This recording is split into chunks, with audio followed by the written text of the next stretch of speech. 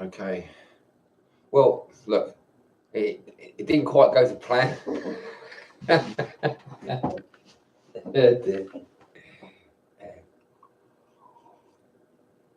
Okay, what happened? What's going on here? It's so dark, isn't it?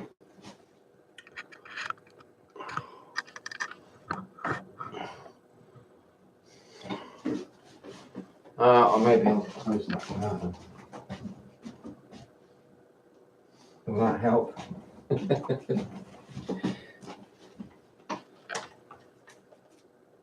Hello? All right. Yeah. Yeah. Oh, really? Oh, right. Oh, really? Oh, right. No? Oh, that's great. Can I come around tomorrow? What's a good time?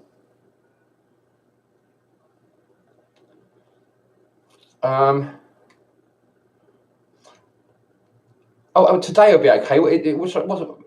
If I come around in an hour, is that okay? Are you sure? Great. I'll come around in an hour. That's brilliant. Yeah, cool. Cheers. Oh well, these things happen. Okay, so what happened was I'm cooking, right? It's the second day without alcohol. I'm cooking, and I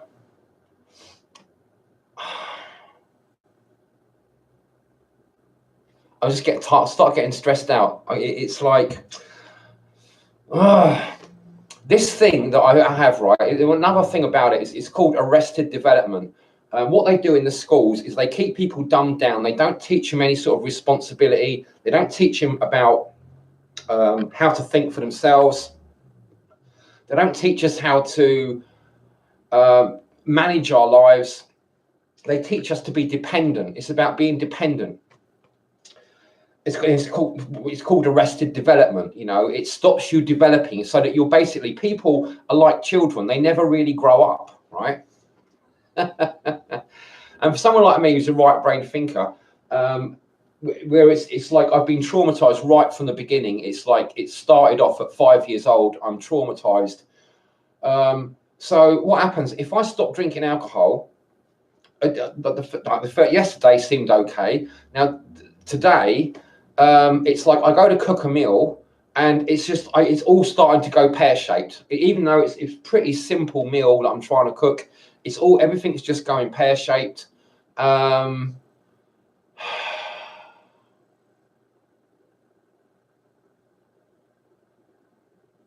So I just had to go and buy a beer. I didn't have to. I could have just let things get really horrible and wasted loads of food and just got really stressed out and stuff.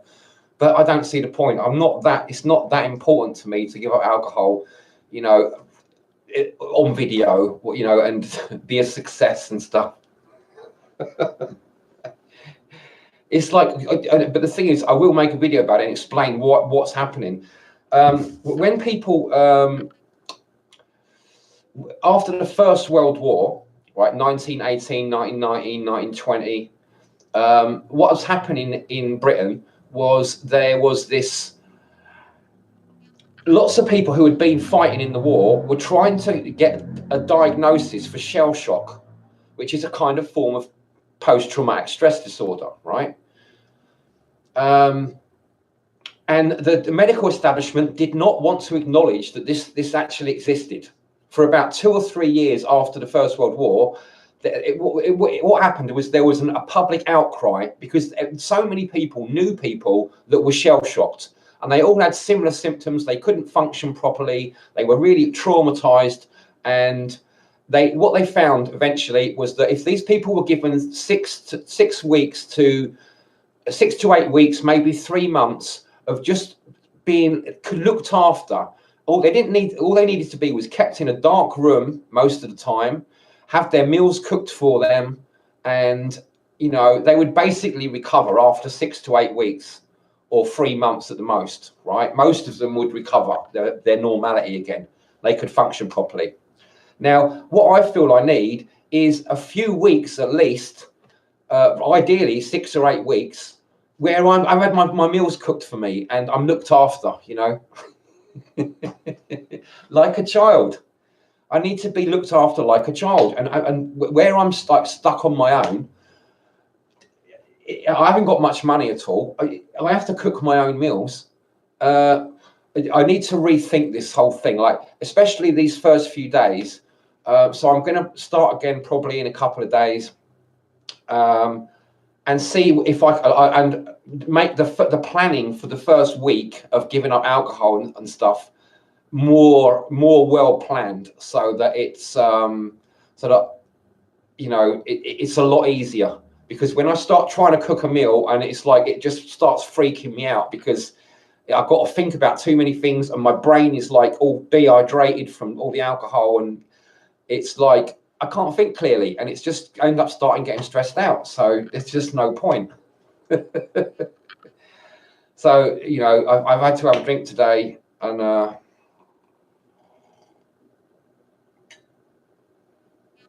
oh dear. Okay, all right. Well, I'll stop it here because. Oh no, I just got one thing to tell you, because rather than you have to watch all this and it's just like sounds loads of like nonsense and depressing stuff, I'm going to show you some stuff, right?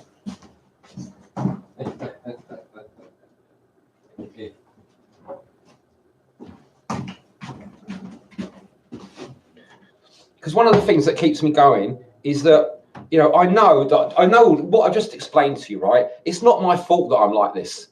It's not natural for me to be like this. It's because of a very specific form of schooling that's been brought in that they know causes all kinds of health problems and mental health problems. It's a well-known. They know it. They've known it. They knew it well a long time before they brought this in 70 years ago. So it's not like I could do anything about this. It's like I can't help these things. I'm doing the best I can. I've always been doing the best I can as far as I'm concerned. It's just the obstacles are virtually insurmountable. They're insuperable. That's probably the first I've ever used that word, actually. I've got a high IQ. When I was young, before I even could speak, I had a much bigger vocabulary than my parents for some reason. Before I ever spoke of a word, I knew my vocabulary was much wider. I knew loads and loads of words that my parents never ever used. I used to listen to Radio 3 when I was like very young. My mum used to put Radio 3 on to sort of give me noise to keep me company. And was it radio? No, I think it was probably Radio 4, because there was all these like discussions, intellectual discussions at the time. This would have been in the early 70s, like. So there's all these people having all kinds of interesting discussions, and I'm picking up all this information. And then when my mum used to babysit me with her mum, my grandma, my grandma used to give me like these like big not tabloid, the upper class kind of newspapers like the Times and the Guardian and stuff, to just look at, and I would just look at them. There'd be a few pictures. It's all reading and words, and I would just rip them all up. I'd just rip these newspapers up for keep me like occupied. And I probably absorbed from listening to Radio 4, because this wasn't the same for my siblings, who seemed like idiots compared to me. But I got all this like input of like highbrow intellectual stuff in terms of being given newspapers to rip up and listening to Radio 4. So okay, right. Anyway, well, the thing is, right, I have to do I do a lot of research and do a lot of stuff to find out how to keep myself healthy and to keep myself like going and stuff. One of the things I've just been doing lately is honey fermented garlic, right? And it's so good. Like this is just like, I've done this about probably about 6 weeks ago. It's raw honey and garlic that's just been crushed a little bit, just basically bruised, so that you can take the skin off quite easily. Just the top little bit cut off, bash them a little bit with a knife, and take the skin off and put them in some raw honey. This was set honey, more or less. It was thick, but with the garlic makes it sort of go liquidy, and it ferments. You know, you get all like bubbles coming up, and you have to keep burping it after, you know, every few days to let the air out. This is one I've done more recently. This one, I've actually squashed the garlic right down flat, so that, you know, it broke open more. Some of them went a little bit blue, so it's a slightly different color to the other one. And this one has fermented more quickly because the garlic's been bashed more, so this has gone sweeter more quickly. But these ones, you know, I'll keep these for a long time probably. You're getting that, not only are you getting the benefits of garlic, raw garlic, and raw honey, which both of them are two of the top medicines on, you know, in the world. I watched a video about the 7 best medicines, natural medicines, and garlic and honey are 2 of them. You know, I think lemon is one as well. I can't remember the others. Apple cider vinegar. I'm just guessing. Olive oil. Things that I've all got, you know, I keep with all the time anyway. So what's great about this, right? Now, they're really good for you for so many things, but you can have, what I do, like have one of these cloves of garlic and just crunch it up before a meal, like say 10 minutes while I'm cooking a meal. And it's a prebiotic and a probiotic because it's fermented. It's creating those friendly bacteria. Oh dear. I'm supposed to look at the camera. I keep forgetting to look at the camera.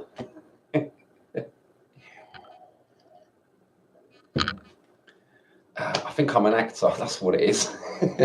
I'm not supposed to. Actors aren't supposed to look at the cameras, but I'm not an actor. I'm just a regular guy. It just seems weird looking at this little black, like red little eye. It just freaks me out a little bit. It's like a robot looking back at me. So I rather look at the screen where I can see myself, but then I'm looking off at an angle. So